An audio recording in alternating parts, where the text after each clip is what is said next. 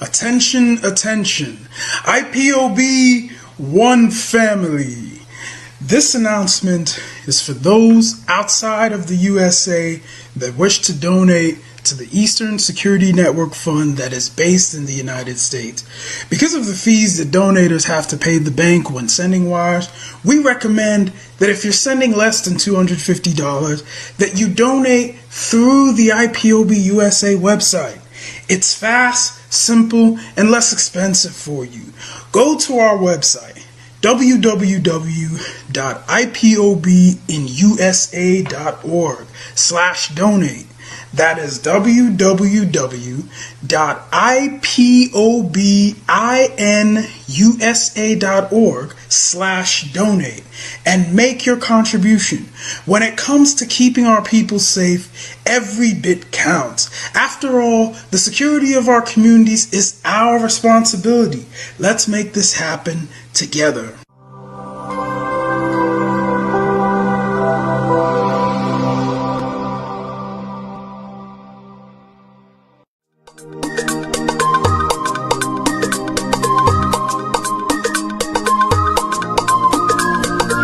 Yeah, Mr. Bella once again.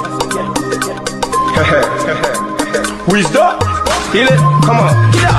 Say Biafra will not last forever. They say happy up in no go stand. What did they know? What do they know? What do they see? What do they see? If you give me a gun, I will shoot them aside. If you give me a gun, give me a gun, I will shoot them aside. If you give me a gun, I will shoot them aside. If you give me a gun, give me a gun, I will shoot them aside. If you give me a gun, I will shoot them aside. No, no, no.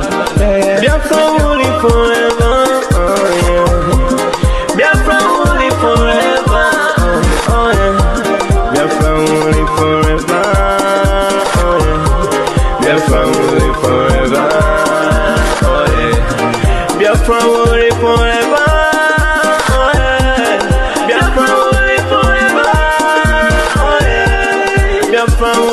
Forever, yeah.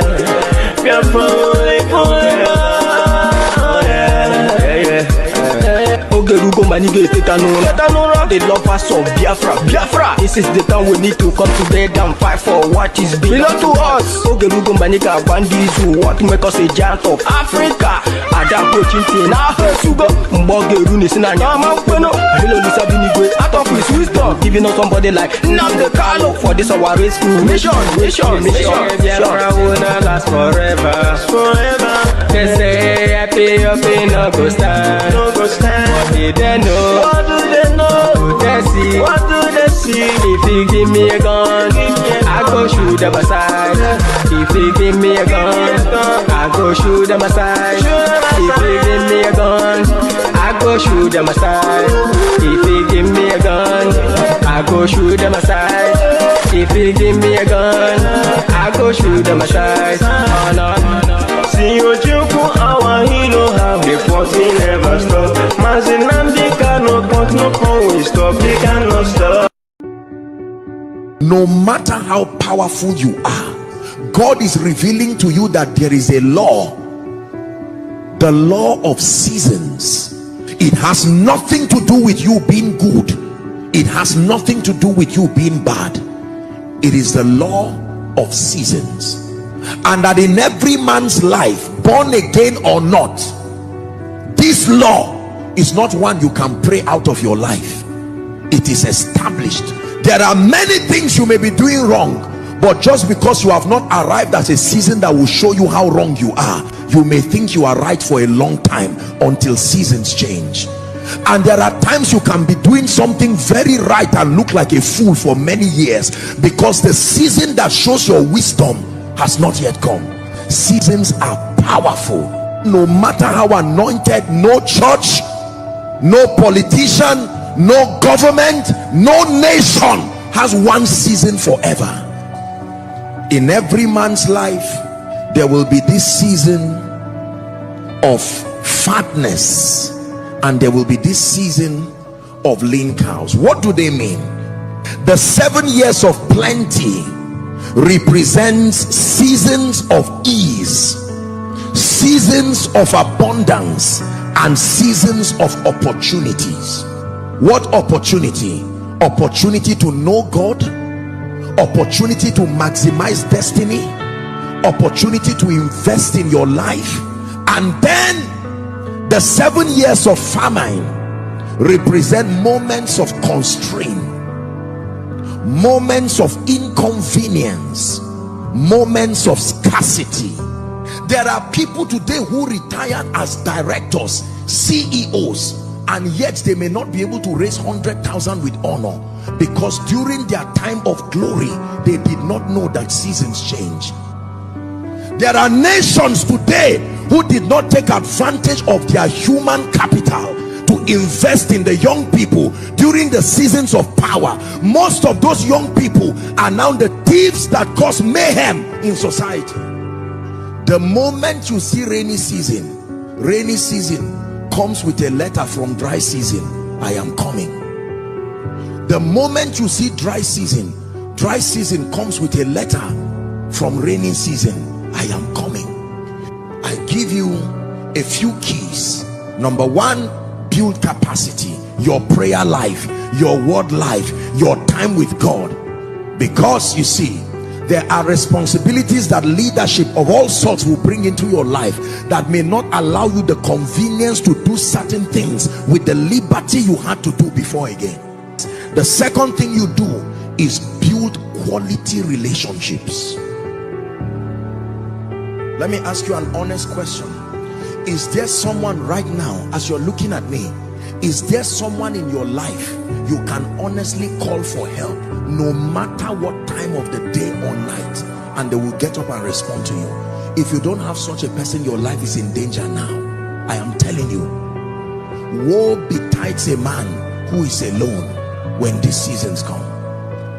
The third thing you do with these seasons of opportunity, your 7 years, selflessly invest in blessing and transforming as many lives. Every opportunity God gives you, invest in someone. Visionary leaders do not maintain followers. They turn those leaders, those followers, to leaders. And like Dr. Miles will say of blessed memory, they will now turn the leaders into agents of change. Can I tell you this? Do not allow a generation pass without having your investment represented there. The final thing, study and carefully follow those who have maintained relevance through seasons. Every time results are consistent, it means they happen by laws. Consistent results are proof that you have gained mastery. You may not be able to do anything about yesterday, but you can do something about today. You must master the circle of your season, and then the moment you are in a season of greatness, build capacity, build relationships, raise men. Every evening, the whole world must listen. As long as we preach this very gospel, Chukwokika Piama must be with us. Therefore, without action, we must proceed to offer every prayer to Chukwu Okike Abiyama, who resided in heaven.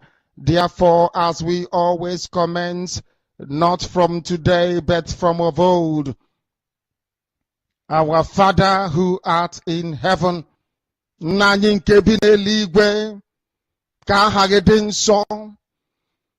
your name may be hallowed by men, that we may bow at the mention of it, that we may offer every glory unto thee, that we may offer you every adoration and adulation, because there is none like thee. You fight our battles for us.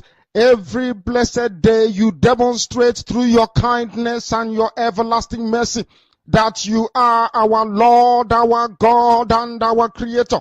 This evening we offer these your children unto thee. All over this very planet that you created, they are listening across the entire 24 time zones on this very planet where they inhabit. They are listening to your gospel this very evening, this gospel of redemption, a gospel of hope, a gospel of restoration, salvation, a gospel of renewal, this very gospel of freedom, this very gospel of emancipation as only you ordained. That this very gospel must be preached, that mankind may be set free from the eternal damnation of the creation of the British. My goodness me, I want to remain in the spirit, because we must worship heaven. We answer your name, O Lord of hosts. Everything about us is designed to offer glory unto thee. We have atoned for our sins last year. This very year we have not only atoned for our sins, we have spilled, we have shed blood, they have shed our blood. We have let our sacrifice be made unto thee. Even on the 30th of August, as we are being felled by the bullets of the enemy, by the workers of iniquity and of darkness, we remain very strong today to beckon upon thee, to ask you for your mercy and for your grace, to ensure that your kingdom is restored upon the face of the earth, that you can bring your healing hand to bear upon the life of those of them that you created for one singular purpose, and that purpose alone, which is to worship you in truth and in every honesty. Is there any way that we have erred? Is there any way that our ancestors may have sinned? We confess before a congregation of the whole of humanity to ask you, O Lord of hosts, to have mercy upon us. You must have mercy upon us. We have suffered enough. We have been subjugated enough. We have been tortured enough. We have been imprisoned enough. We did not do these people anything. Our only crime is to answer your name. Our only crime is to be born your children. Our only crime is to excel at everything that we place our hands into. Our only crime is to exhibit your glory and your blessing, which manifestedly is upon our lives every blessed day. That is why they want to kill us. That is why the British want to join those of them who don't know you, to destroy your creation and your inheritance. You will not allow shame to befall your name. You will not allow the enemies to triumph over the lives of your children, because you created us to exist, to worship, to honor, and to praise you. That is exactly what we are going to do when this bear comes. It will come in truth and in every honesty, because we remain every blessed day whiter than white and whiter than snow. Is there any way that we have sinned that you cannot forgive us our trespasses, to enable us to fulfill your own word, which was spoken thousands of years ago, that instead of what you promised not to come to pass, that heaven and earth will cease to exist? You opened your mouth to bless mankind to the coming of Yahweh Yeshua, who came here and said, let your kingdom come on earth as it is in heaven. Those words can never be in vain, because they are anchored upon your holiness and your magnificence. That is why in the end we know that Biafra will come, that these children that we have given birth to all over the world, and their children, and their children, and their children, as long as they give birth to them and they are Biafrans, they will worship you in truth and honesty. Through this very work we are doing, mankind will come to understand you. Let your miracle be wrought in our lives. Let us witness and behold your magnificence, your holiness, your mystery, and your grace under our command. O Lord of hosts, we call upon you. We call upon you to heal. We call upon you to provide succor to those of them who are inconsolable. We ask you to come and strengthen those who are weak. We ask you to restore hope where there is hopelessness. We ask you for inclusion where there is destitution. We ask you for one brotherhood, one camaraderie, one bone, one blood, and one flesh of your children. The Efiks and the Bibios, the Izon, the Shekiri, the Isobos, and also those of them from Isoko. We are traveling moving all the way to the lands of Igala. We are moving on from there to Idoma, to Igede, to the territories of the Igbo land. All these places we dedicate unto thee. All these lands of yours, we ask you to cover it with your mercy. Because Biafra will come, and when it does, we will dance on the streets. I'm telling you, by the time that we are done, humanity will think that we are mad, we are drunk in your glory, and rightfully so, because your kingdom will come to rest upon this very earth. That very kingdom is the unadulterated, non-negotiable sovereignty of the Republic of Biafra, that your will may be fulfilled in our time. All this we pray, all these we ask for, in no other name apart from that name that belongs to you. Ahadin sosine bigebi rone bigebi. He said,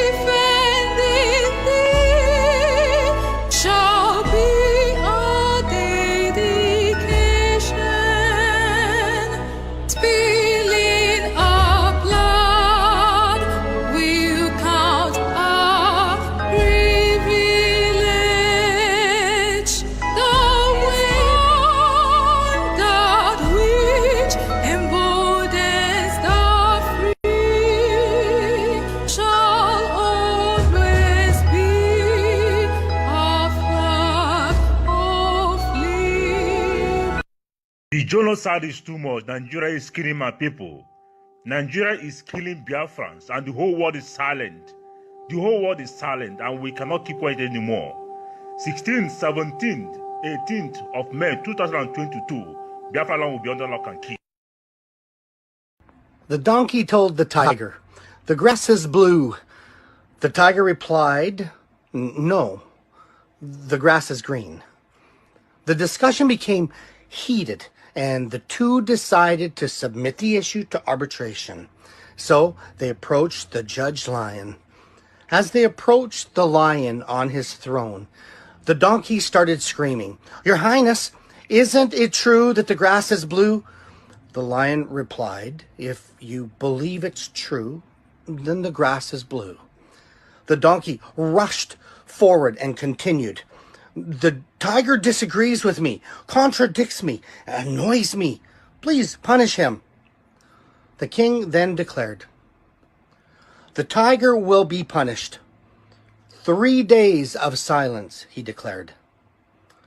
Well, the donkey jumped with joy and went on his way, content and repeating, "The grass is blue, the grass is blue." Well, in private, the tiger asked the lion, "Your Majesty, why have you punished me? After all, the grass is green." The lion replied, "You've known and seen the grass is green." The tiger asked, "So then why do you punish me?" The lion replied, "That has nothing to do with the question of whether the grass is blue or green. The punishment is because it is degrading for a brave, intelligent creature like you to waste time arguing with an ass. And on top of that, you came and bothered me with that question just to validate something you already knew was true." You see, the biggest waste of time is arguing with a fool and fanatic who doesn't care about truth or reality, but only the victory of his or her beliefs or illusions. Never waste time on discussions that make no sense. There are people who, for all the evidence presented to them, do not have the ability to understand, nor do they want to understand. They just want to argue. Others who are blinded by ego or hatred and resentment, the only thing that they want is to be right, even if they aren't. The saying goes, when ignorance screams, intelligence moves on.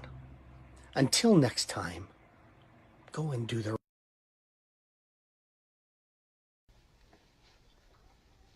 in my bedroom where my wife sleeps,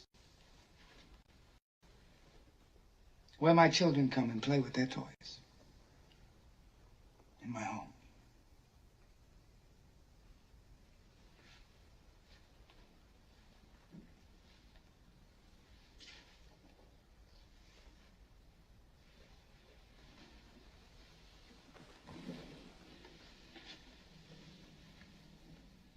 I want you to help me take my revenge. Michael, anything. What can I do? Settle these troubles with the Rosado brothers. Mike, I don't understand. I don't have your brain for big deals. But this is a street thing. That Hyman Roth in Miami, he's backing up those son of a bitches. I know he is. Then why? Why do you ask me to lay down to him, Mike?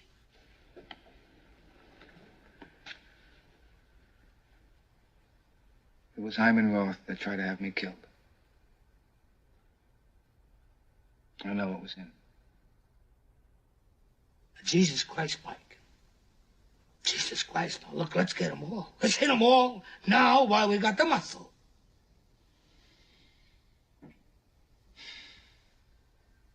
This used to be my father's old study. It's changed. I remember there used to be a big desk was here.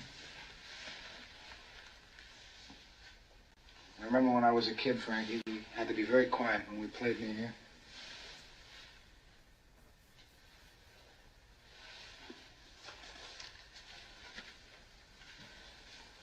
I was very happy that this house never went to strangers.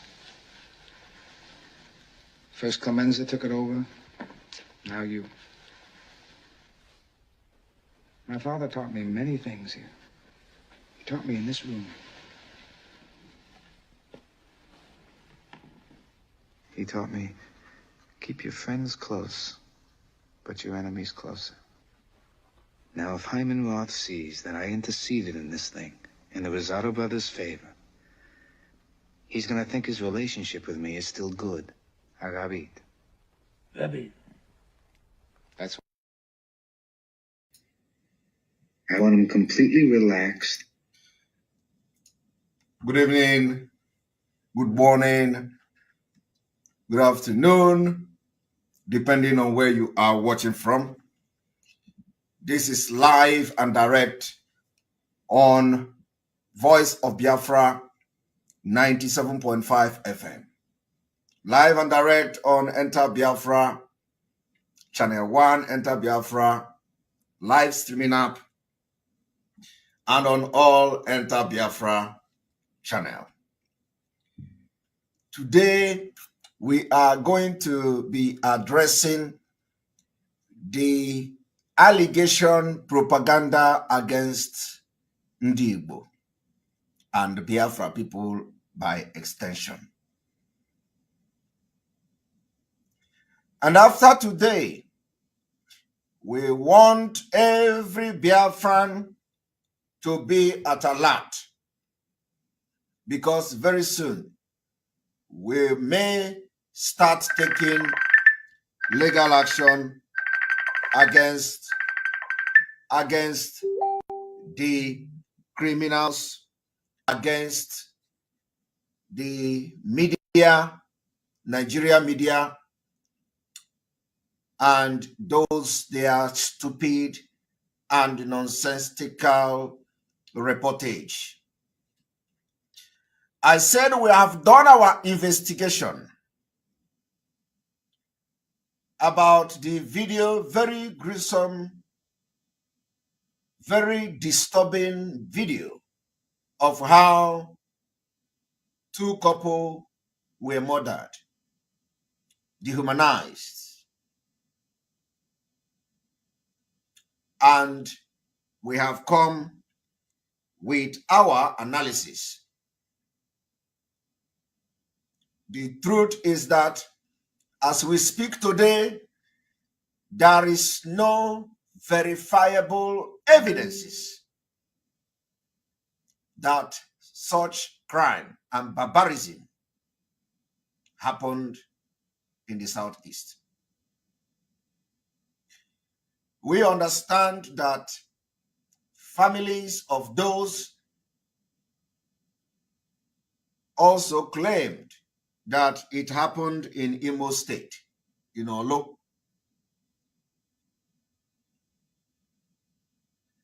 I am not going to show the video because the video is quite disturbing, but I believe that some of you or every one of you may have seen image emanating from that video. So, as a Biafra spokesman appointed by Biafra people under the leadership of Mazi Nnamdi Kanu, I have come to address that particular propaganda and allegation against Biafra people today. And what we are going to do is to put a final nail on that particular video.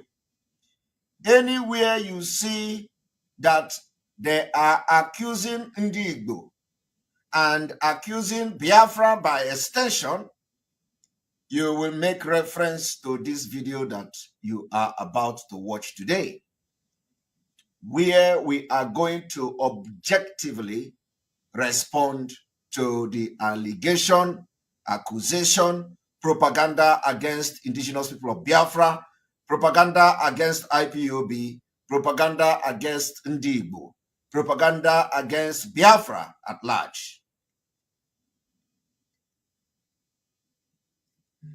You know, for those of you who followed me on Twitter. I have made several tweets today where I alleged that our investigation confirmed that the people that perpetrated that particular heinous crime are the terrorist Fulani collaborating with their accomplices in the Nigeria army. They kill each other, they kill their own in order to escalate the crisis in the southeast. But before we move further,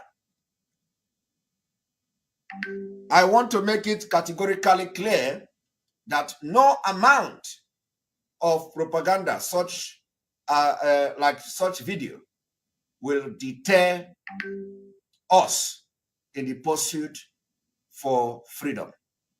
No amount of video, no amount of barbarism, no amount of blackmail, no amount of propaganda will make us to move backward or move an inch in the struggle for Biafra liberation. I want to also inform some people that before I move forward, this is going to be a side talk. Some people want to probably apply for a job in my law firm. My law firm. And I want to announce it this evening that my law firm, which I am the senior legal advisor, is not recruiting. We are not recruiting. There is no vacancy in my law firm. In case anybody is thinking that there is vacancy in my law firm, or that I am not a lawyer, or that I don't have law degree, or that I am not qualified, I am and want to use the opportunity to come and apply for job in my law firm, my own personal law firm. And so I am not recruiting. My law firm, where I am a senior legal advisor, senior legal advisor in my own personal law firm. I am not recruiting. There is no vacancy. And so if anybody that is thinking that there is vacancy in my law firm, I do not have vacancy in my law firm. My law firm is not recruiting. So for those who may be falling for scam that my law firm is recruiting in Finland, I am not recruiting. My law firm, I have not given the order for recruitment. We have every staff needed, including partners. Everybody is intact. So we are not lacking any manpower or anybody or any, we don't need any secretary. So this is just a disclaimer, for those who think if you have seen any advertisement somewhere that Simon Ekpa is recruiting or that Ekpa and Co is recruiting, please, I want to announce it publicly that I am not recruiting. My personal law firm is not recruiting any secretary. I don't need secretary. I have a secretary that I am very, very pleased with, very competent secretary who have worked with me for many years. So I don't need secretary or two secretary. I don't need double secretary. One secretary is enough for me, and that secretary is doing a very good job. So my law firm do not need anybody. I am not recruiting. I want to announce this thing so that if anybody have come to you to, to scam you in the name of that my law firm is recruiting, I am not recruiting. I remain the senior legal advisor of my law firm, and I'm not recruiting anybody. And Biafra struggle is not, disturbing me. I have not devoted my time to fully fight for Biafra, like completely, leaving my job to fight for Biafra. So, and I don't see that happening in the nearest future. I continue to combine my legal service and to this Biafra struggle. And anytime I begin to see the workload is getting too much, I will decide whether to hire a secretary, or not. All right, thank you very much. I believe the message is well delivered. So today, we are going to continue the program as we are going to be addressing this allegation against Biafra people. And like I said, whatever we are going to do is going to be based on we are going to be very objective in our analysis today. Let me also inform Biafra people that autopilot IPOB, you will enter automatically, you will go out automatically without knowing it.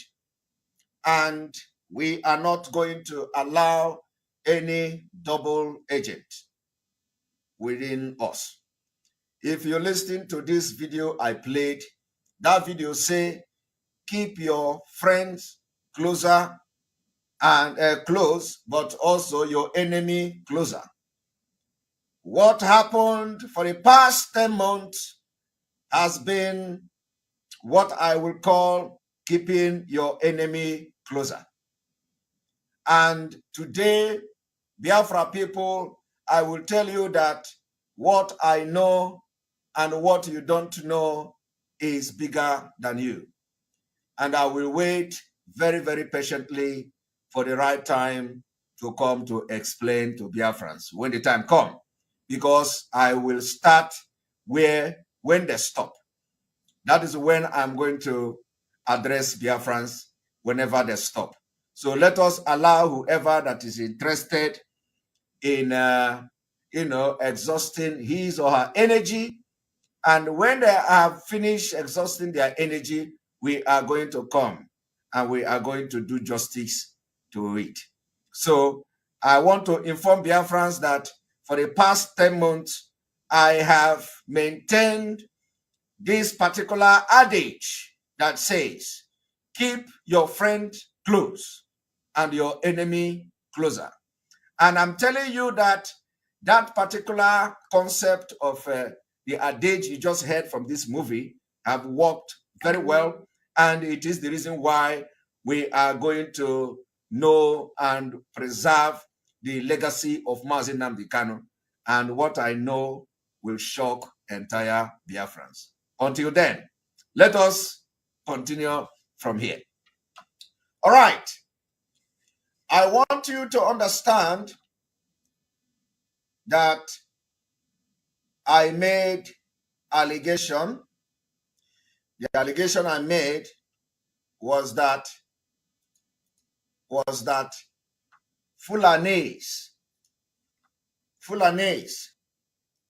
in Igbo land, born in Igbo soil, were responsible from our investigation because of, if you watch that video, the knife that was used, the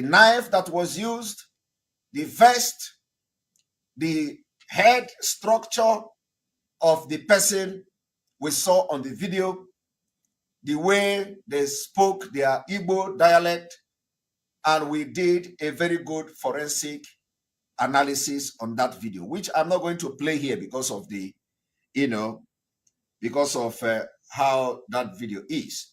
So, but I believe that all of you watched it. Now, I made a very, I would say, important or powerful allegation.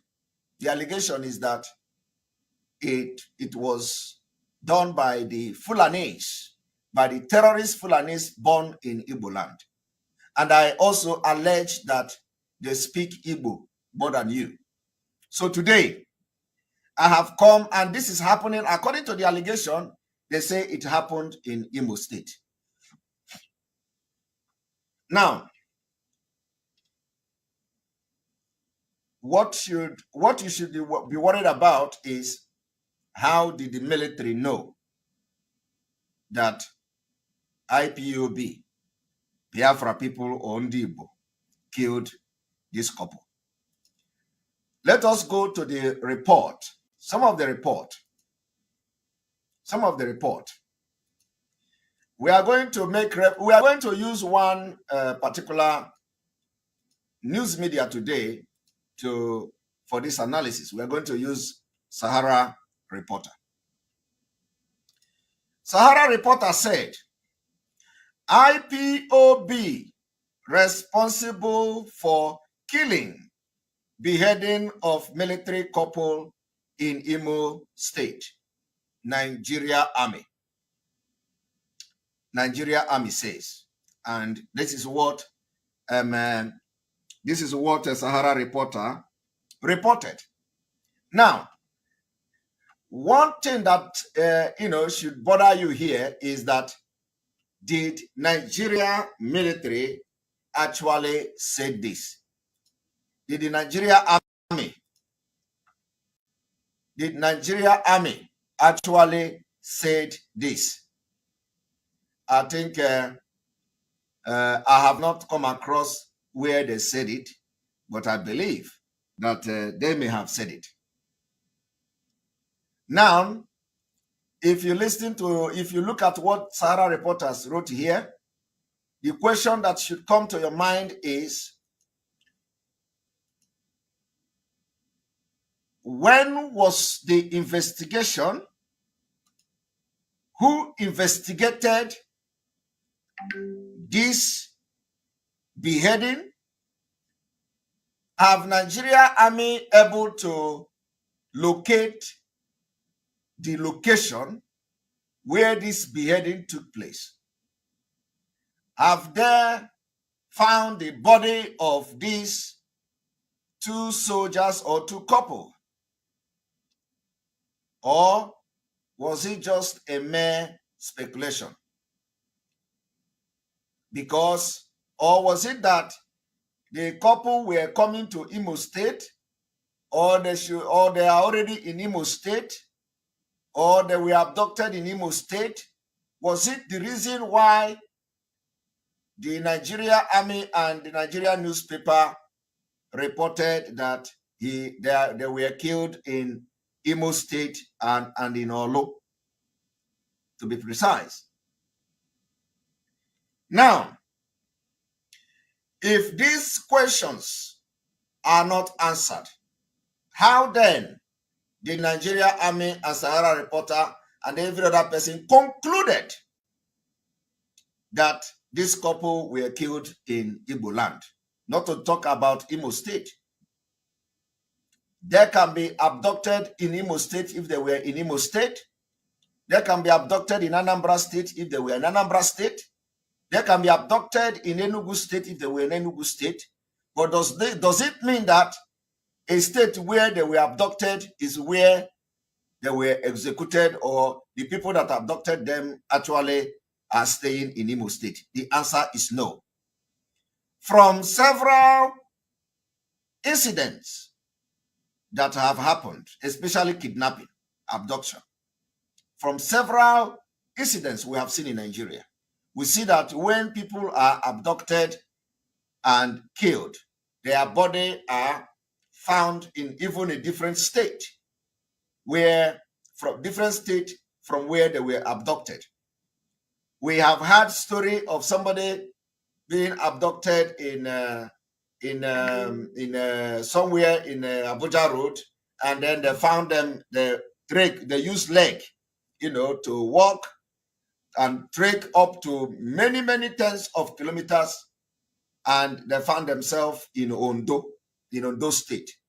So, if, for example, that the people were killed in Ondo State, are you going to say that they were abducted in Benin and they were killed in Benin? No. So this is why it called for a very thorough investigation, especially in an issue like as important as this, because the beheading of these two couple is very, very important. Like, we don't want to see such thing. And when you want to investigate this particular crime, you have to be very sure of what you are saying, instead of coming to blackmail Ndigbo and gave Ndigbo bad name. We can no longer accept that. And then, of course, as you are giving Ndigbo name, because what they are saying is that they are basing their argument because those people are speaking Igbo. They say, and when you look at those one Nigerianists, some of them, when they are speaking Igbo, you see them speaking Igbo. You see, are they speaking Fulani now? Are they speaking Hausa now? You see, these are Igbo people. We have come to tell you today that Fulani terrorists that were born in Igbo, that were born in Igbo land, they speak Igbo more and better than most of you. So from today, that criminals are speaking Igbo while they commit their crime should not be the reason and criteria, and should not be evidence that they are actually Igbo. That is the point I want to prove today. And for this note, I want to go straight, bringing evidences of what I am talking about. That somebody was speaking Igbo while butchering and beheading someone shouldn't be evidence that the person is an Igbo man. And I said that if you watch the video, you are going to notice that the head of that person doesn't look like Igbo man. The person that used that knife. And Igbo people does not use a knife like that. That is completely Boko Haram knife. So I want everyone to listen to this. If you are accusing indigenous people of Biafra because the people that beheaded the two couple were speaking Igbo, I want you to listen to this. This is Emir in Imo State, blowing Igbo more than and better than all of you. Anyị hụrụ nwaanyị asị ndị Igbo enweghị anyị nwere ike ikwu gbasara ndị Igbo bụ ihe ọjọọ. Ndị Igbo bụ ndị udo, ndị Igbo bụ ndị ịhụnanya, ndị Igbo bụkwanụ ndị ji anabata ndị ọbịa. Ha nabatara anyị kemgbe nna nna anyị bịara n'Owerri. Ha bịara 1897. Ha kwụsịrị na Akabọ bie afọ atọ na Akabọ, bịarute Owerri 1901. Kemgbe 1901 anyị na Amawụsa nga ebiga, and aka na-ebi n'udo. Ndị nna nna anyị ga-ahụ na ha ndị Igbo. Mma m onye Nnazi, mmakwụkwọ m onye Awaka, mmakwụkwọ Mpanwa ada Ajọkụ Nwanshi eze Akabọ. Andọkwakpa ụmụnne Kemri, ewe ndị ka amụrụ ndị nne ha ndị Nnazi, nwekpa ndị ke nne ha ndị Nekede, we ndị ke ndị nne ha ndị Ụrata, and so many other places. So ịhụnanya anyị na ndị Igbo ahụhụ ihe anyị bidoro taa. Anyị wụ ndị Igbo wuru ndị Hausa, eji akpọ anyị Hausa Igbo. Oro Owerri mere abala anọ gafere ni. I so ndị participate in Oro Owerri because I had recognized anyị as Owerri. So anyị hụrụ nwa anyị as ndị Owerri ọwụ ndị Hausa.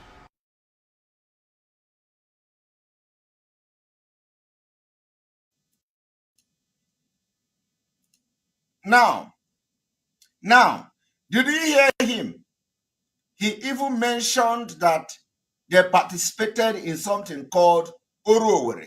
I do not know what that means. Okay? He said they participated in Oro Owerri. Me, as a bona fide Igbo man, I do not know what is Oro Owerri. I do not know. But this man, he knows culture of Igbo land more than me, because if I don't know what is Oro Owerri, what did I gain? You know that I'm not getting anything, right? I do not know what is Oro Owerri. And let me tell you, many people from Owerri do not know what is Oro Owerri. Especially those that were born in Lagos. Those that were born in Lagos. Some of you never visited your village, right? I'm very sure. And your parent in Lagos, Nigeria, may not tell you the story of what is called Oro Festival because they don't want you to start, thinking of visiting the village. Some of you don't know. I don't know what is Oro Festival. This is the first time I'm hearing it. Now, if this man happened to be the one killing these two army officers or these two couple, blowing away like this, what will you do? Some of you will jump. Oh, you see, these are the Igbos, so they are fighting for Biafra. These are the people fighting for Biafra. You see? So, what is the evidence? Because we know our culture. Yes, we are fighting for Biafra. Yes, we are defending our land. But then, we know what we can do and what we cannot do. So, if this man gather his people now in Owerri and say, go to government house,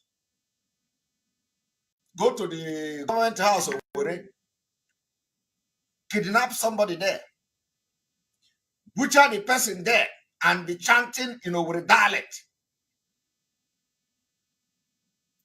are you going to say there are Hausa people or Fulani people? I'm telling you, I'm asking you. But let me tell you, for the fact that they are speaking this Igbo does not mean that they like our culture. They don't like our culture. Some of them are affiliated to Boko Haram, but they are born in Imo State.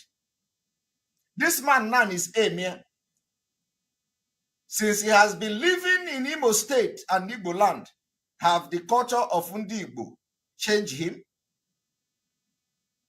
Have his, did the culture of Imo State change him? I am asking you today. The culture of Ndi Igbo did not change him. The culture of Imo State did not change him.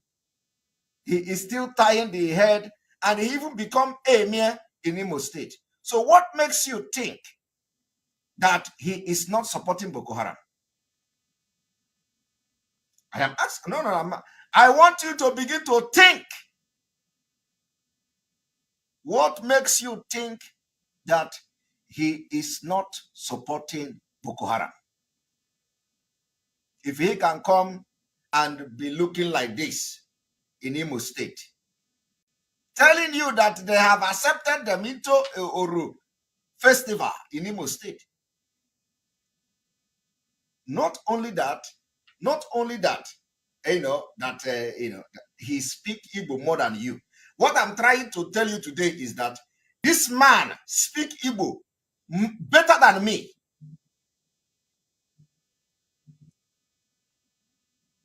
So I want to ask the Nigeria army.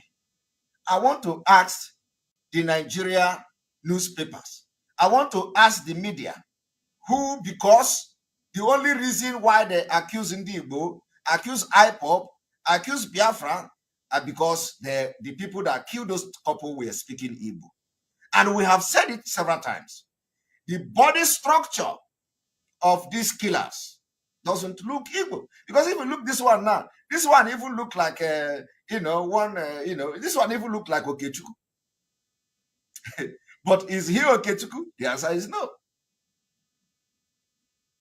You look at the knife. One thing about these people is that it does not matter where they are. The culture of that place where they are can never change them. That is the reason why you see the people that beheaded those couple using the Fulani knife. Because the Igbo culture have not changed them and reflected in their body to even use our knife. Because Ndi Igbo have their knife.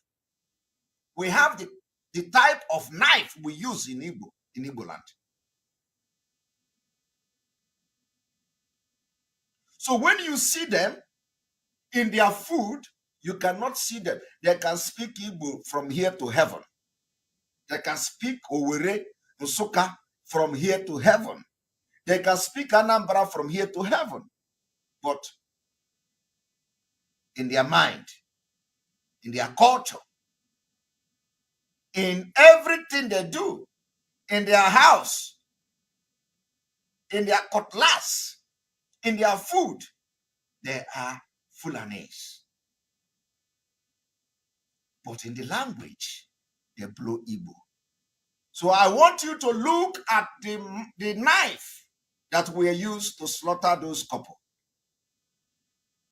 You find out that it was a complete and total reflection of who they are. Igbo people never use such knife. No. We never use such knife. So those of you who, and let me tell you, this man is in Imo State. It is only in Imo State that you see such thing, like openly. Openly. There may be in other states, but you don't know. It is only in Imo State that there's someone courage to come to social media, to go to government house, to have emir and the governor of Imo State support them. So if you begin to think about it, the crisis in Imo State, the killings in Imo State, the military invasion of Imo State, is there any correlation to it? Are you thinking what I am thinking now? Because in the entire Biafra land, only in Imo State, they have summoned courage to come openly and publicly like this and stand their ground. And it is in the same Imo State that you have the biggest crisis in Igbo land. Even some people that are doing Agboro, maybe their son, you don't know. I am telling you. Now, do you know that if you go to Lagos, for example, there are some allies you will see. Most of them may be Igbo children. Okay? But our culture, our Igbo culture, are not in them. I am telling you, our Igbo culture are not in them. When we go to a place to live, we change our culture. In fact, we'll become them. But when other people, when these Fulani come to our place to live, they can never change their ideology of Usman Danfodio. The knife they used to slaughter those women, that woman and the husband, are Fulani knife. And the Igbo can never use such knife. Apart from the fact that Igbo does not even do such thing to start with. So I want every Biafran to watch again, because what you don't know is bigger than you. Let us watch. And remember, like I said, as you are watching this thing, you watch it with open mind and ask yourself, what if this man remove all these things that he used to cover his face and enter bush, capture one of our women and kill her, and started, saying, I got a bunu ta, oh no bunde kuhoka Biafra bia, bunde kuhoka Biafra bia, oh no. Or if this man now, let us assume that nobody know him. They plan just to sabotage Biafra. They say, what can we do to sabotage Biafra now?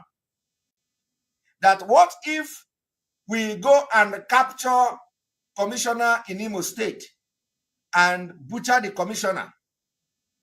Will that attract more crisis so that, we'll be gaining ground? Will that attract more crisis in Imo State? Because when the people come to kill our men, they don't kill them. Because they have a community in Imo State where the military will not go. So ordinarily, Every crisis that is happening in Imo State today does not affect them. But they may be the one instigating the violence. So they will come, capture the army officer, capture the wife, go and make video and butcher them. And they will butcher them, and then after butchering them, they will release the video in the internet, and they will run back to Amausa and stay there. And they will be checking in the internet. What, have the army come? Have Abuja said anything? Have Hope Uzodinma said anything? And then some of you, ndi journalists, like I was reading one of the what is this man then? One of our brother like that. What is the name? What is the name again? Peter, our brother Peter, who used to work in some newspaper. I saw one epistle he wrote. He wrote, this is the third time I'm making reference to that. He wrote epistle, he wrote long. He said, look at what Igbos are doing to themselves. Look at how Ndi Igbo are destroying our land. Look at how, if you go and ask Peter, Carlo, how did you arrive to that fact that the people you watch on that video are Ndi Igbo? He will not tell you. He have no fact. I am telling you, he have no evidence to show that these people he have accused of, look at what Ndi Igbo are doing in our land. Look at how they are destroying our land. If they ask you, do you have evidence to show that these people are Ndi Igbo? Do you know what he's going to tell you? Are they speaking Hausa? Eh? Are they speaking Fulani? Are they not speaking Igbo? That is their evidence. Their evidence is that they are speaking Igbo. Just like some people in the struggle, the double agents in the struggle. They have no evidence about anything. Once breeze fly, far, whoa! Breeze is flying. As a double agent, that my job is to destroy Biafra. I need to, use this particular breeze that fly now to see who I am going to put allegation on his or her head to bring the person down so that Biafra struggle will be going down, because that is what they have paid me to come and do. So when the breeze fly, this double agent will pick the breeze and say, oh, somebody is responsible for this breeze. I know who the breeze is coming from. He is the person.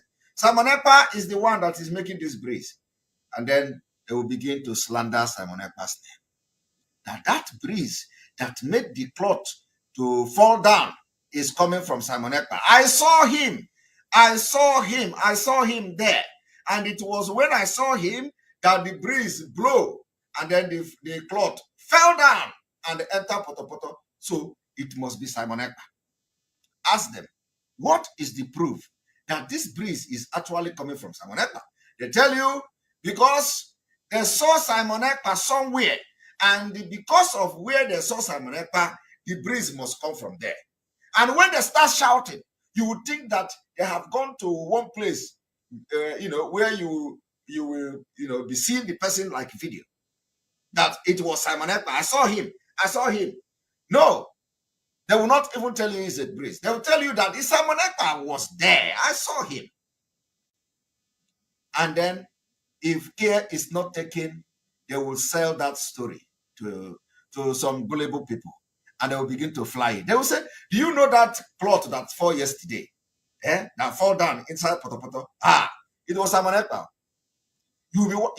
Are you serious? Hi, that boy, that's all. It's Simon Ekpa.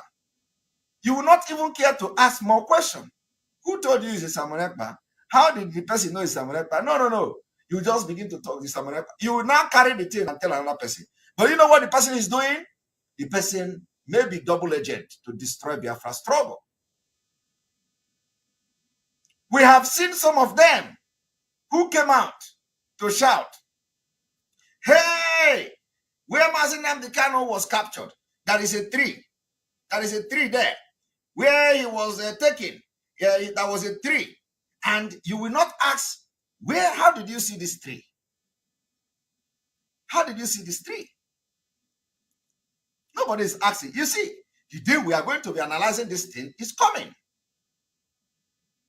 And Biafrans will be shocked. They will tell you, oh, this one, I saw the person.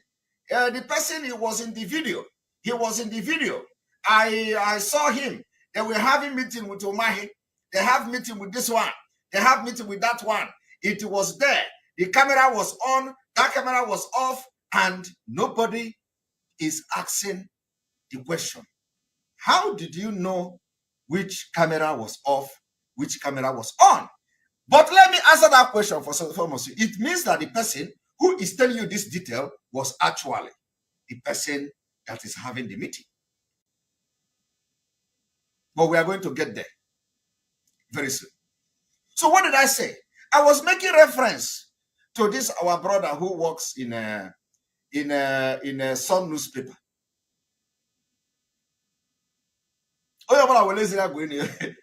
You know, I was making reference to this our brother who works in the Sun newspaper. Because if you touch them, if you ask them, how did you know that these particular people that killed and beheaded this couple are Biafrans? They will tell you. Are they speaking Hausa? That is the evidence they have. So there is no thorough investigation to know whether these people were actually Biafrans. Or there are these people here. Do you understand my point?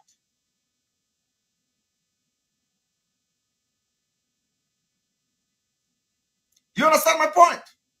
You know, what you don't know is bigger than you. I don't strike. I wait. You know, when I wait for the right time to come. The right time is not yet. Yeah, but the right time is coming. You see, when you see this man now, if you see this man speaking, blowing this Igbo, and you will be, if you don't know him, for example, if he is not dressed like this, you can never ever know that he is a Fulani. So, my people, I want to send a very strong warning to the Nigeria media. What is your evidence that the people that killed the couple are Igbos? Who carried out that investigation? I want to also send a very serious warning to the Nigeria army. You are libeling Ndigbo and Biafra and IPOB. How did you carry out your investigation to know that the people that you saw on the video are Igbos?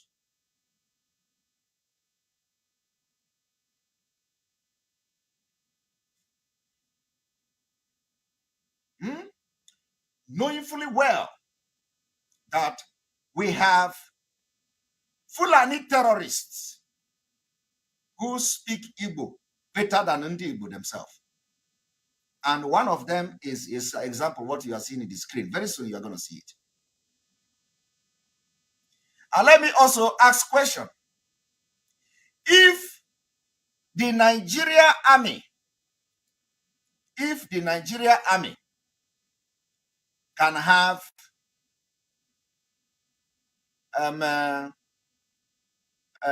Boko Haram among them,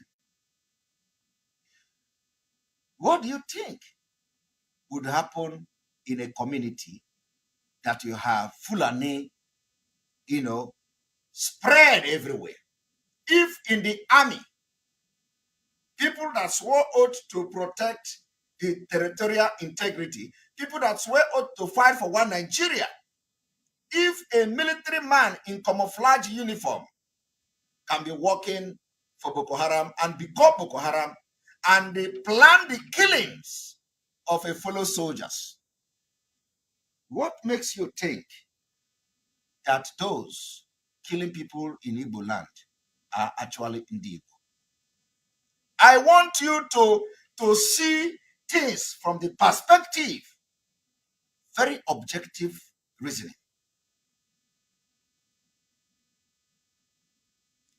I want you to know, if a military man can kill himself with AK-47 because he has been busted for being a Boko Haram member, and he was one of the mastermind of the killing of a fellow soldiers, what makes you think that ordinary people in the community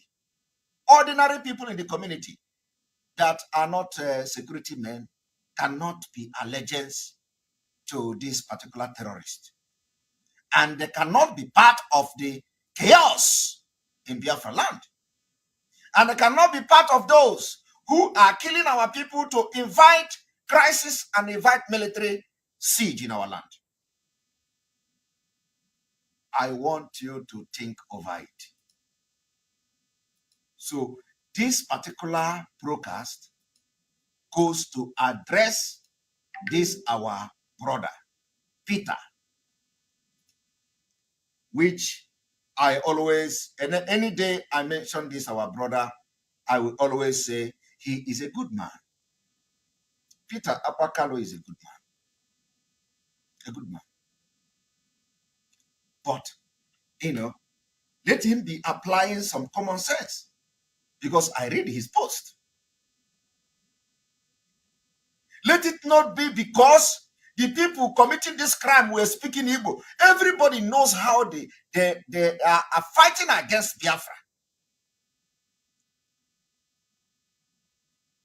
So before you accuse the ethnic group of Igbo because somebody is speaking the language, do investigation. Arrest the perpetrators and know where they come from. Without arresting the perpetrators, you can never know the truth. And we know that some of the perpetrators of these particular crimes in the southeast has been said to be Fulani. Even some of them are security agents. If the Nigerian military can wear their cloth, wear their khaki, and enter our villages and community, and they start, burning houses, family houses. Do you know what it takes to burn family house as a military man who is protecting the territorial integrity and the life and property of the people of the cities of Nigeria? You know what it takes? It takes a terrorist mind. It takes a criminal mind to do that. How do you sleep?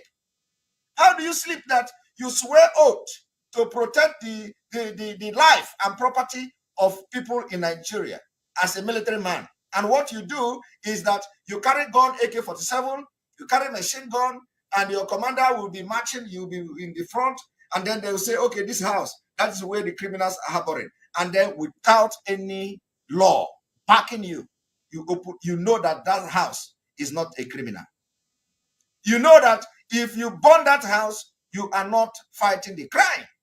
You know that if you burn that house, the crime because of that crime, you came to that place, the crime will not stop. And then you went ahead and burned the house. What are you doing? You are committing terror.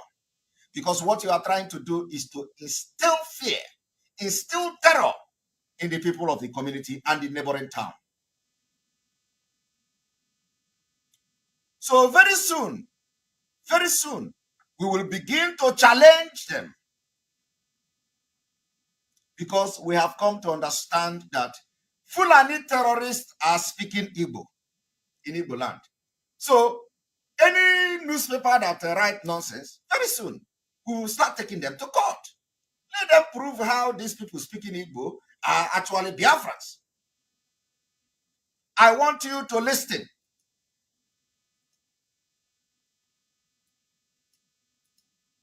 Hen na chukwu hụrụ nwaanyị asị ndị Igbo enweghị enwere ike ikwu gbasara ndị Igbo bụ ihe ọjọọ. Ndị Igbo bụ ndị udo, ndị Igbo bụ ndị ịhụnanya, ndị Igbo bụkwanụ ndị ji anabata ndị ọbịa. Ha nabatara anyị kemgbe nna nna anyị bịara ala Owerri. Ha bịara 1897. Ha kwụsị na Akabọ bie afọ atọ na Akabọ, bịarute Owerri 1901. Kemgbe 1901 anyị na Amawụsa nga ebiga, and aka na-ebi n'udo. Ndị nna nna anyị ga-ahụ na ha ndị Igbo. Mma m onye Nnazi, makụkụ m onye Awaka, makụkụ Mpangwa Ada Ajọkụ Nwanshi eze Akabọ, andọkwaba ụmụnne Kemre ọwụ ndị ka amụrụ ndị nne ha wụ ndị Nnazi, nwekwa ndị ke nne ha wụ ndị Nekede, ndị ke ndị nne ha wụ ndị Ụrata, and so many other places. So ịhụnanya anyị na ndị Igbo awụhụ ihe anyị bidoro taa. Anyị wụ ndị Igbo wụrụ ndị Hausa, eji akpọ anyị Hausa Igbo. Oro Owerri mere abalị anọ gafere ni, anyị so ndị participate na Oro Owerri because ha recognize anyị as ndị Owerri. So anyị hụrụ nwaanyị as ndị Owerri ọwụ ndị Hausa. Ile otu anyị si bido, ndị nna nna anyị wụ ndị Hausa, but otu anyị si biri nga emeela anyị awụrụ Hausa Owerri, Hausa Igbo. So anyị na-achọ ị na-agwa ụmụnne anyị nọ n'ezi ka ha ghọta otu anyị si biri n'ala Imo steeti. Ndị Igbo ụmụnne anyị, ahụkwana ụmụnne ha. Ndị Igbo ahụhụ ndị nsogbu, ndị Igbo ahụkwana ndị na-achọ okwu. But kama nga ọbụla ị hụrụ ọha na eze, ị ga-ahụkwa ndị ọma, hụkwa ndị ọjọọ. So ndị ọjọọ ahụ anyị agaghị achụ ha, anyị ga na-ekpe ekpere ka Chineke na mee ka ha wụrụ ndị ọma. Did you hear that? Ndị ọjọọ ahụ anyị agaghị achụ ha. He acknowledged that wherever you have a multitude of people, there are going to be good people, there are going to be bad people. The question now is, let us even assume that he is one of the good people. Okay? But he have acknowledged and agreed that there are bad people. Now, there are, when you have people that are going to be bad people. So what if the bad people among them are the ones that have sworn oath of allegiance with Boko Haram to bring crisis to Allah Igbo and cause mayhem? And then what if the bad ones among them are the ones that beheaded the couple and were blowing Igbo? What are you going to say?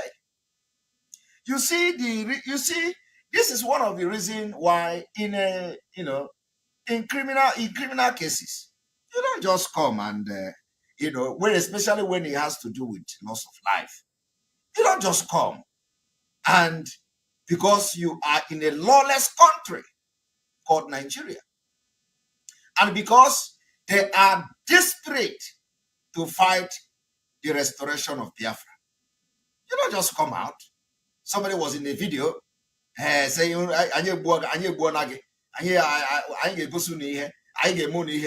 just like that. You concluded that the person is evil. And you don't know that it's a propaganda video. For the fact that that video even came public should make you question the authenticity of the identity of the people committing that crime. Because anybody that if the person is an Igbo, what is the essence of releasing such video? So for the fact that the video was made on purpose just to make you, some of you that are against Biafra, to start sharing it. Look at the people fighting Biafra and look at them. They are the ones fighting Biafra. Look at Igbo killing each other. Igbo killing Igbo. As if it is only Igbos that speak Igbo. And I have given you a very important point to make you retract your previous reports when you do not have any evidence, when you have not carried out a thorough investigation, when you have not apprehended the perpetrators of this crime. You can't just come and say they are Igbo. You can say criminals. You can call them criminals. Why did you say Igbo? Why did you call them IPOB? Why did you call them Biafra? You can call them criminals. Call them criminals. That's who they are. The language is not identity. In crime, language is not identity. I want to teach these good for nothing people that their brain are not working in Nigeria. Who told you that language is identity, is a means of identification? Who tell you that a language, when somebody is speaking a language, it means that the person is from that particular ethnic group? So anybody that speaks Igbo is an Igbo man.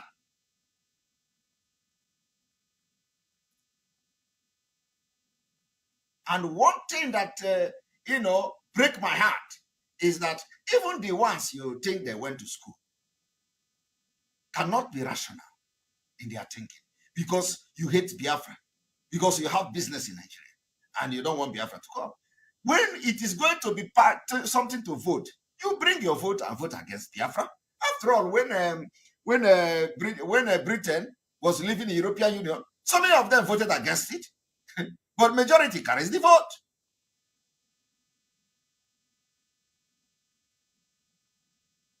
So you can also begin to think that these killings, this crisis, this war in Imo State, unending war in Imo State, don't you think that these people's hand is in it?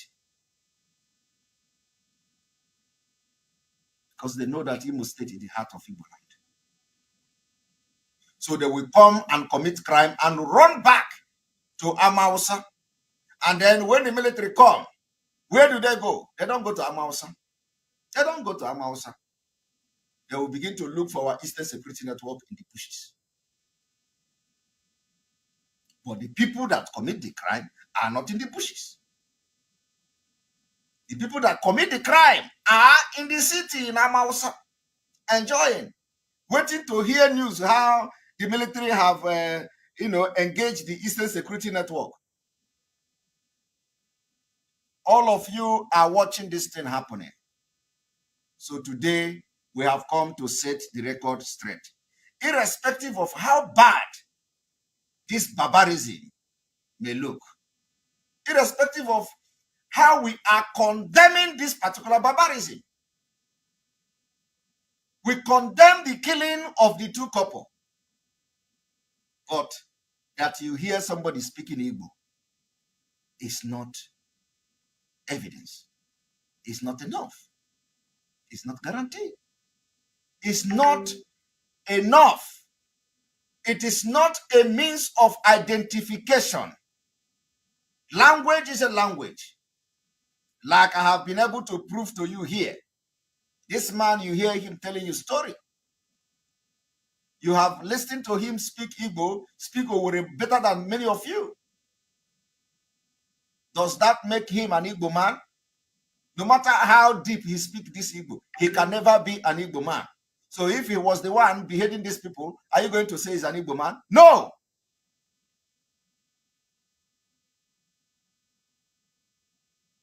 So we need to start suing the hell out of Omoloye Sowore and Co.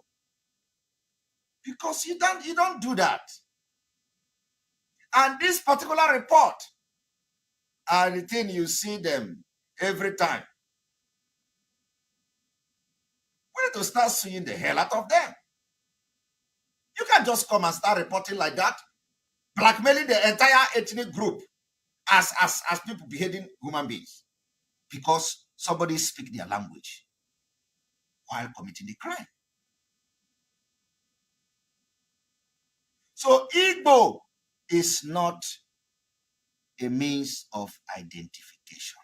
It is not identity.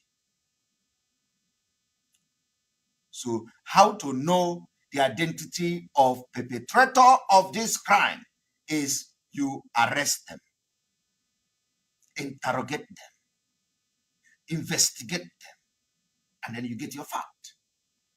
to know whether there are Hausa people, to know whether there are Yoruba people, to know whether there are Igbo people, to know whether there are Fulani people, to know whether there are any other ethnic group involved. So you can't just conclude. So I want us to listen again.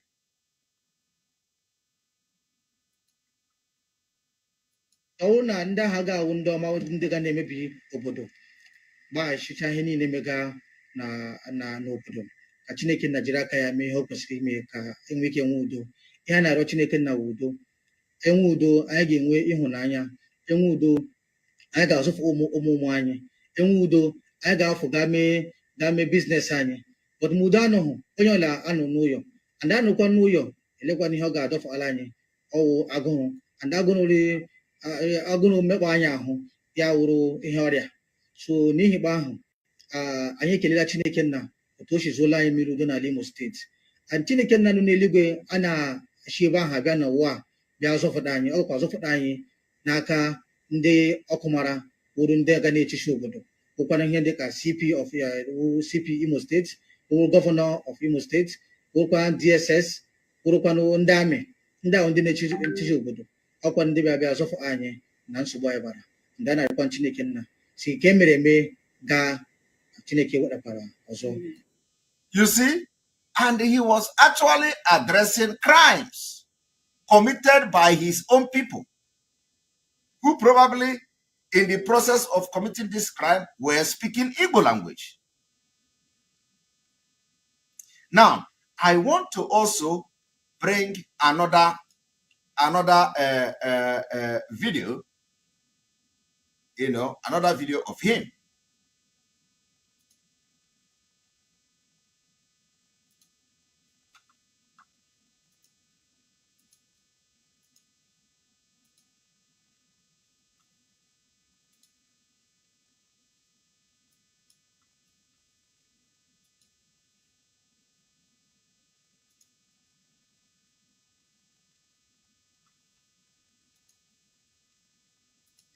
Your Excellency, as someone in Imo State is a very peaceful man. Every northern here came for a purpose of trading, and you can see that they were highly represented here by their various chairmen and secretaries. We are not agents of disturbance. Did you hear that? In this place, he is representing the Hausa. Well, we know that they are not Hausa people.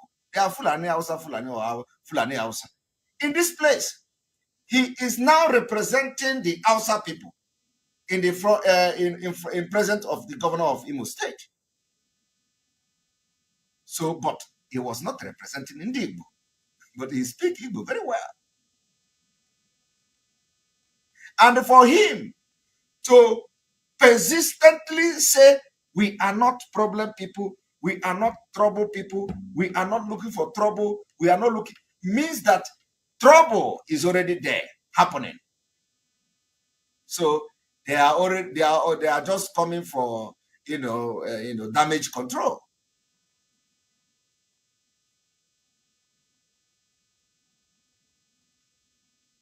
So when they commit this crime, they want to take over entire Imo State. Thank you very much. Somebody made a comment. They want to take over entire Imo State. How do they talk? How will they take entire Imo State? Let me give you the strategy they are using. Like I have said, we have our Eastern Security Network protecting our land. When Fulani were killing our people, the military were never there to protect our people. Fulani was on rampage.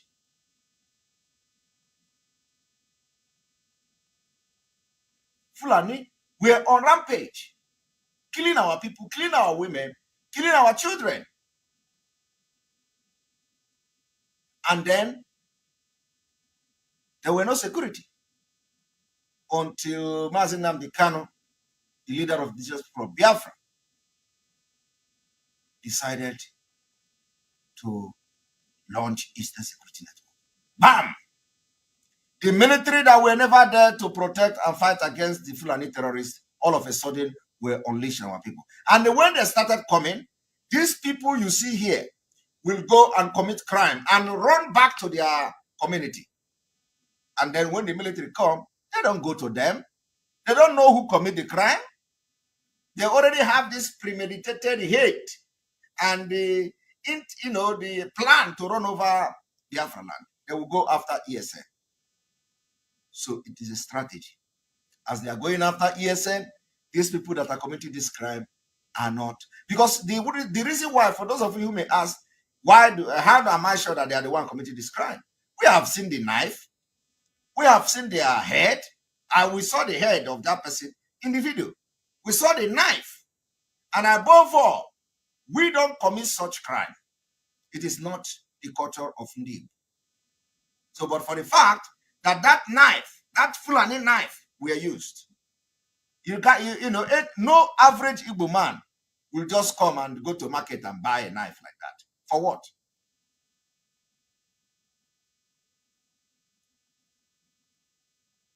And if you think that I cannot accuse them of the crimes in Imo State, then do not profile this particular crime to Igbo just because they were speaking Igbo language. It is not enough reason to profile them as the people committing the crime. Now, let us listen to him. And we can never cause any harm or problem in this state. More especially in this your reign, we must have to support you in prayers and every capacity to ensure that you are the best governor has ever made in Imo State. You see, so now when you look at this, and if they actually have ulterior motive to run over Nigeria, have you not seen it? You think they will just come and keep quiet? Oh, you say, let us not kill. Let me show you again another video.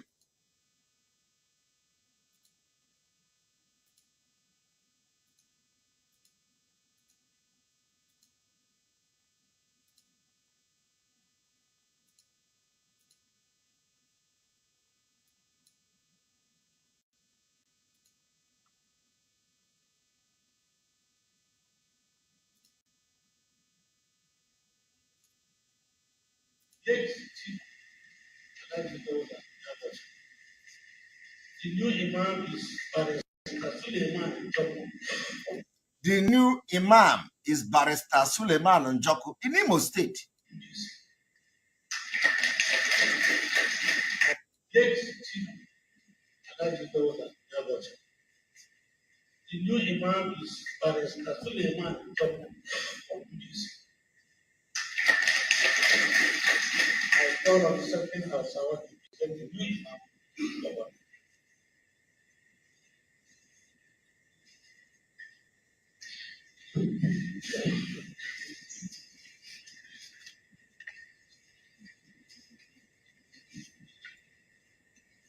Excellency, how are you? It's my pleasure to be with you, Excellency. Deputy Governor of Imo State, well, the Secretary of the State Government, the Secretary Secretary, and the Chief of Staff, and their brother, and the General, and too. I am here to do a simple duty, Your Excellency. And my duty as the chairman of the Imo State Muslim Council is to present the Chief Imam of Imo State, who is the center and the central mosque, to you and make it official to the Imo State government. Your Excellency, there's no other person I'm talking about our dear brother, who is highly schooled as a Muslim and also as a lawyer. He read Sharia law, he also read conventional law, and he has been in the practice of law for so many years, and he is an indigene of Imo State, and for him to say like he has been introduced, and he's a young, vibrant youth, and since after the date of our Chief Imam, right now, we find new word to bless him and to lead us in all our activities spiritually in Imo State as Muslims. Your Excellency, may I take the kind permission to present to you, Chief Imam, sir, to present to you the Chief Imam of Imo State.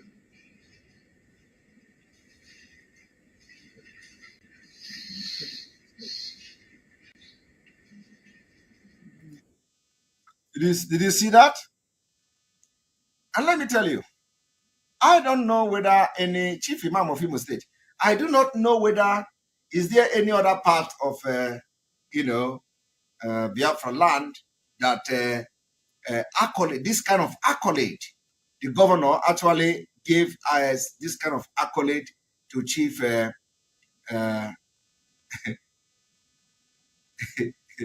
Imam. Somebody says is what they say in Joko. No, I pretend as if I didn't hear that name. So do not remind me, please. I pretend as if I did not hear Njoko, you know. So I hear Njoko, but I pretend I didn't hear that. I don't know why somebody heard that name, please. I removed Njoko spiritually from that Imam. He can never be Njoko in Jesus' name. This man is blood. You can imagine that. And they look for all the name they will give him. It is Njoko. It is unacceptable by me. It's unacceptable. So please pretend as if you did not hear that name and let us move on. Njoku is there is no ko in his own. My own have Njoku. His own is Njok. Njok. You know, don't pronounce it completely. Don't say Njoku. My own is Njoku. His own is Njok. You know, Njok. that is different between Njok and Njoku. So I am Njoku and he is Njok. Just take it like that. Magana Arubel. Arubel, my people. It's not Arubel. Arubel, my people. How can this man be answering the joke of all the names in this world? Eh?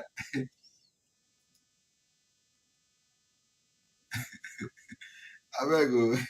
Better not try me. I can't take it, man. I can't take it, man. So we are going to now. The issue of the reportage is that we may, start considering suing these reporters who will always go and be reporting ethnic profiling us, profiling Ndi Igbo, just because somebody was speaking Igbo language. It is unacceptable.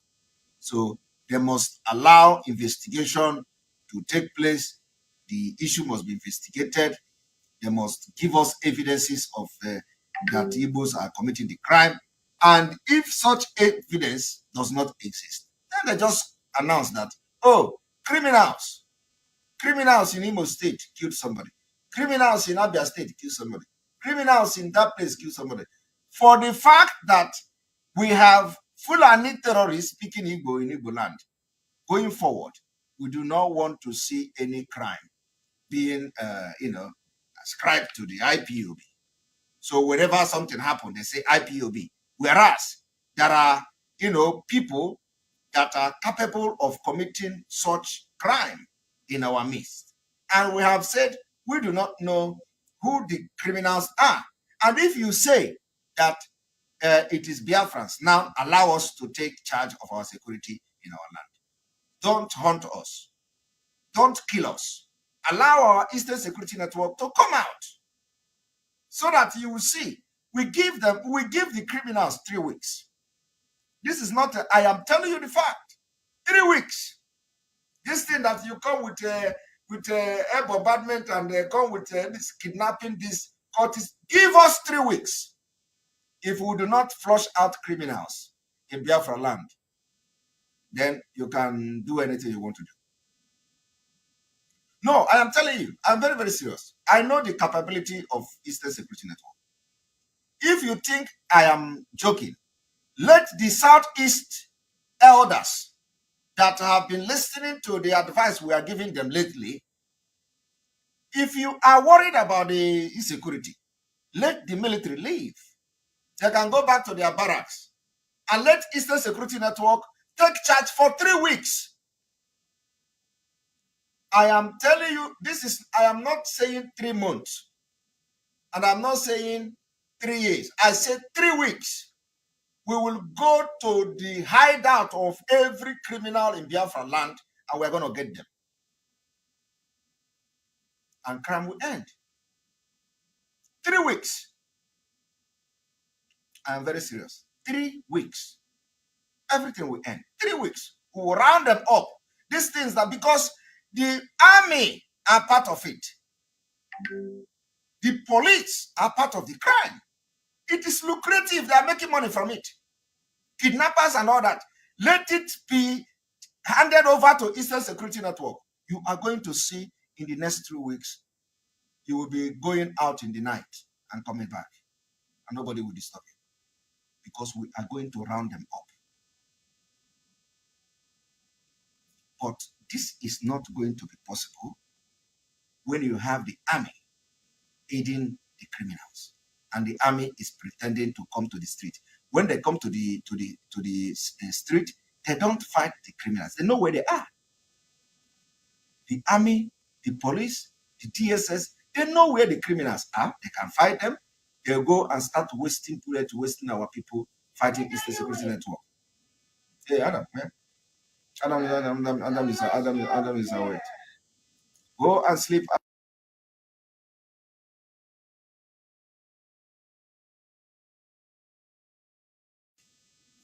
We are going to go on commercial. Let me attend to president, and I'm going to be back in few minutes time. So see you guys in few minutes time.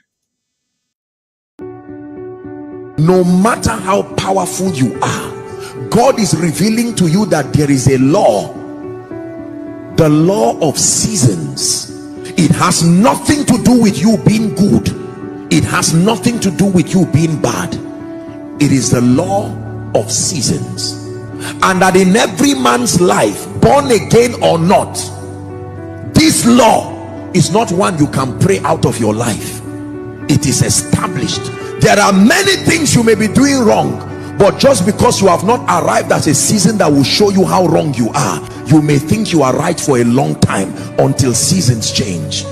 And there are times you can be doing something very right and look like a fool for many years because the season that shows your wisdom has not yet come. Seasons are powerful. No matter how anointed, no church, no politician, no government, no nation has one season forever. In every man's life, there will be this season of fatness, and there will be this season of lean cows. What do they mean? The 7 years of plenty represents seasons of ease, seasons of abundance, and seasons of opportunities. What opportunity? Opportunity to know God, opportunity to maximize destiny, opportunity to invest in your life. And then the 7 years of famine represent moments of constraint, moments of inconvenience, moments of scarcity. There are people today who retired as directors. All right, welcome back. Sorry about that interruption from Mr. President. The president come to interrupt me, and you know they are very, very important. So whenever they come to interrupt, we need to attend to them. All right, I'm going to refresh so that we have a better connection.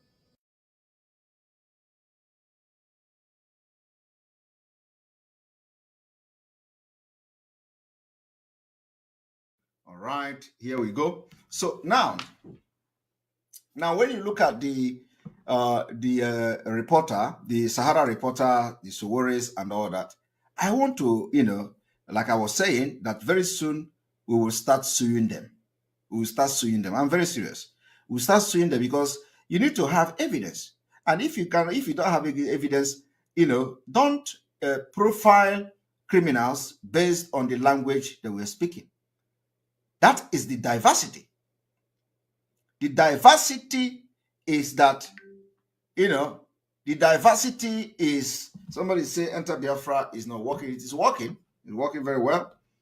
The diversity is that you cannot profile the criminals because they are speaking or they were speaking Igbo language. It doesn't work like that.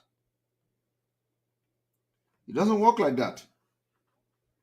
So you cannot profile the criminals for speaking Igbo language. Some people say that our Enter Biafra app is not working. How can you say it is not working? Enter Biafra is working.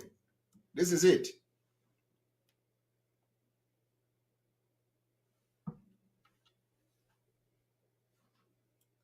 How can you say it is not working?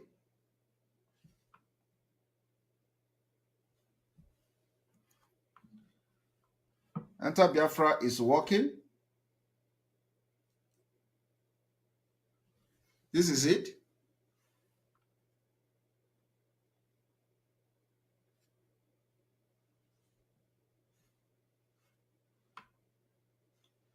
So we need to refresh again. One moment.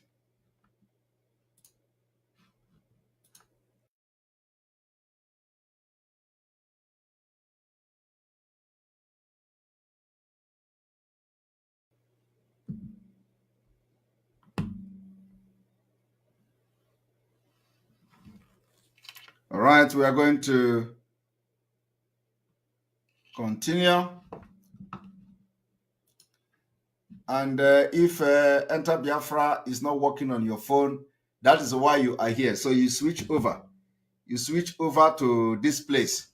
We are all around. We are everywhere.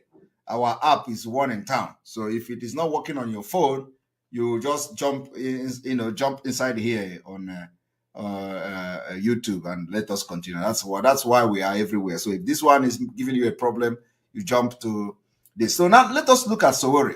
Now, if you look at the Sahara Reporter, you will be wondering, why would the Sahara Reporter report something like this? Or why would the Nigeria Army, say something like this? So let us read the report of the Sahara Reporter. So we have been able to address this particular allegation, and we are threatening them that we are going to start suing them. Although we know that Nigeria, this thing, because so long as the report is against the IPOB and Biafra, they will be doing their shenanigan and all that. They say IPOB responsible for killing, beheading of military couple in Imo State. There is this particular report. There is nothing to substantiate it. There is no evidence. There is no proof. There is nothing whatsoever to prove that the people that beheaded or killed those couple were IPOB. They are not Igbo, not to talk of IPOB. So there is no evidence, and for that reason, this particular report is null and void. And we want this particular broadcast today to be a counter, to be a debunking of this particular report and allegation against the IPOB, because there is no evidence anywhere to show that the people who perpetrated that crime are anything close to being an Igbo origin. The only thing that linked them is that they speak Igbo, and that is not enough. Using the language to profile criminals is unacceptable anywhere in the world. The Nigeria Army has accused IPOB, and you can see accused, and this accusation is too heavy that we cannot accept accusing us. You need to bring evidence. Don't accuse us, because the thing that they are doing is that when the Sahara Reporter report this particular thing, and then they say accuse. When somebody want to use it, when the Home Office want to use it, Home Office will say, oh, the reference to Sahara Reporter, IPOB allegedly killed two couple. So we can't accept it anymore. Because by the time they make reference to this thing in 2 years' time, you know, they will not be coming here to debunk, to collect my video, and they use it to debunk, to show that we debunk this report. They will copy it, make reference to it, and they will say IPOB was responsible. IPOB was not ever responsible.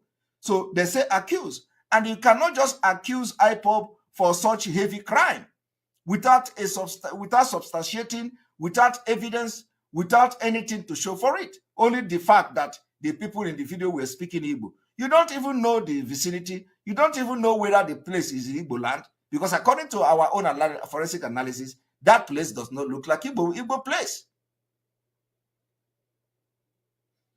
So we are considering to start suing the army for accusing IPOB. In fact, let me tell you, I think this message should go to our legal team. Our legal team, Barrister Ejiofor. Barrister Ejiofor should start looking at, suing the Nigerian army. In fact, going forward, I am calling on you, Barrister Ejiofor, to look into suing Nigeria army, suing Nigeria police. Anytime allegation like this comes without evidence, we sue them, so that it is going to be used as also counter evidence when the time comes. Because all these things they are doing is to just, you pay no attention. We come to say we don't agree. But when they want to make reference to it, they don't go to the debunking we are debunking now. They only collect the Sowore's Sahara reporters. And then they will say IPOB did this, IPOB did this. So we need to be taking them to court.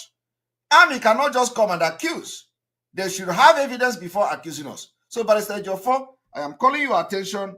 We should start initiating lawsuit against them, so that next time, whenever something like that happens, they are going to keep quiet, or they will give it a name that is supposed to be. And the name is that criminals. They can even call terrorists.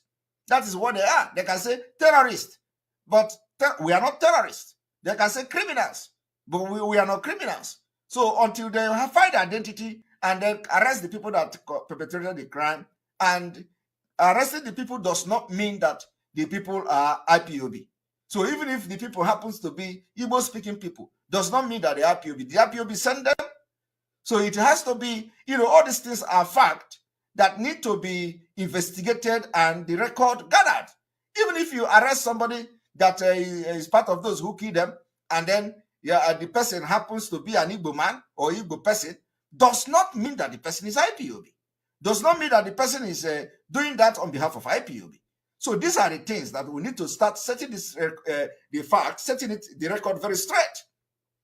So I'm calling on Barrister Ejiofor to take note of this, that going forward, even if we don't win, but let us initiate the lawsuit that you can't accuse in a crime like this, especially in a crime like this. We choose the ones we can debunk and set the record straight, and those we are going to go through the court and for blackmailing and slandering and all that. We cannot accept that kind of allegation without evidence. All right. So I don't need to read. I don't need to read it. Okay. I don't need to read it, because reading it is giving it some kind of publicity. But what I'm going to do also is to bring another report to show you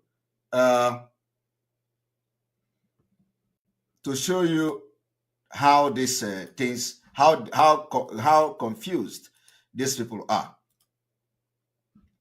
Now, if you look at this, the same Sahara reporter, it says Mazi Nnamdi Kanu's disciple Ekpa react to UK government recognition of IPOB as terrorist group. Now, this is coming from Sahara reporter. If you look at the report now, you ask Sahara reporter, where did you get the news that UK recognized IPOB as a terrorist group? They will not tell you, because that is not such like that. But look at them. When I was reacting to this particular report, setting the record straight, even before the United Kingdom issued their statement, while I was having my broadcast in the midnight, they even reported it, and the Sahara reporters say that I react to UK government recognition of IPOB as a terrorist. Now let us read it. They say the UK Visa and Immigration Office in its May 2022 policy update had recognized IPOB as a terrorist organization and a group that uses violence to achieve its aim. Where did Sahara Reporter get this particular report? This is what I'm telling you. I want to ask, where did the Sahara Reporter get the information that the UK have recognized IPOB as terrorists? It does not exist. It doesn't exist. But you know, this particular report will be on the internet. And any day they search, they are going to use it and they are going to make reference to it after 2 years. Now let us read what they say. Simon Ekpa, self-professed. Can you imagine? Self-professed disciple of Nnamdi Kanu, the detained leader of the outlawed indigenous people of Biafra. This is Sowore that was in the court in Abuja when Justice Binta made it very clear that IPOB is not a proscribed group until Nigeria court decide otherwise. But here, on the 6th of May, Sowore's Sahara Reporter is still using proscribed indigenous people of Biafra. You get the point now? And then some of them are his friend. Some people will wear their beret, and go to some broadcasters and be talking. Oh, we are IPOB. Oh, we are into Biafra restoration. And they claim that they are pals to Sowore. They claim that they are one-on-one. They claim that Sowore is their man. And they are working for Sowore. So they wear beret, they jump from one platform to another. Nigeria in the morning, Biafra in the night. Anytime they get an opportunity, they betray Biafra. And they can never advise or caution Sowore to stop writing this rubbish.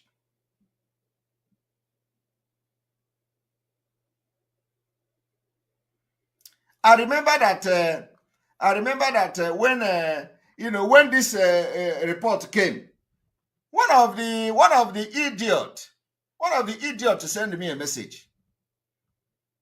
He forwarded the report to me. One of the idiots is following Sowore.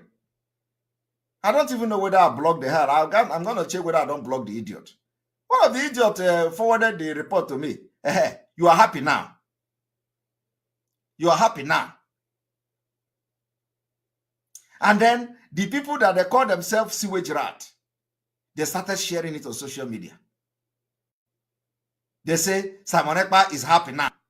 Simon Ekpa is happy now. Sharing. They say, oh, now they have called the IPOB terrorists. Now Simon Ekpa is happy. They will share just because I said I stand on where Mazi Nnamdi Kanu stand. That we cannot, because somebody is going to call you terrorist. Are you a terrorist? And then you stop fighting for your freedom. Because you are afraid of being called a terrorist. For that reason, you should stop fighting for your freedom. Because I said this. And I said, if you are afraid to be called a terrorist, step aside. Does that mean that you are accepting to be called a terrorist? No. Does that mean that your actions and activities in quest to get your freedom make you a terrorist? The answer is no. Because the point is that the government is going to do everything to tag you a bad name, to call you all manner of them. But does that mean that you are such thing the government is calling you? The answer is no. So I am not afraid for somebody to call me terrorist. The question is, calling me a terrorist is one thing.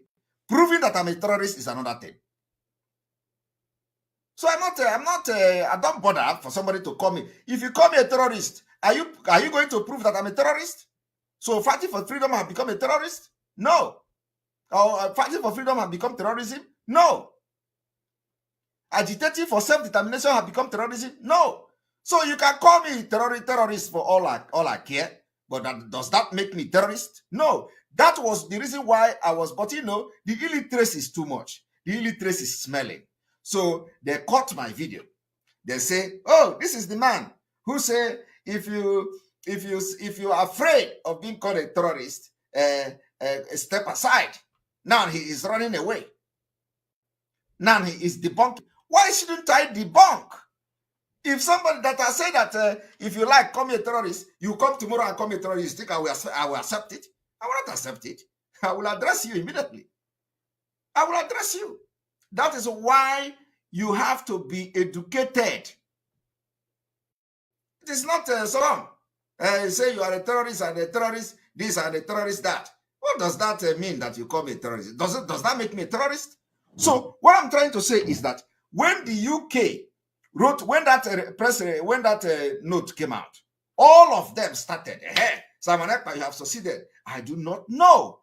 What is my business with what Home Office reported?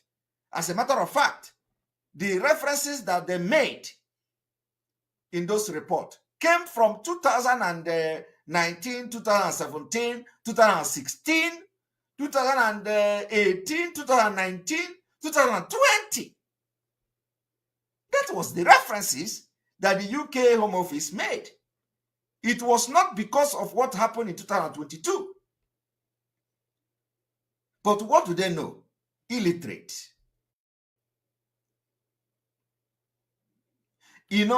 And that was the reason why I decided to show them a little bit of Simon Ekpa. I did not eat my school fees. I was one of the best.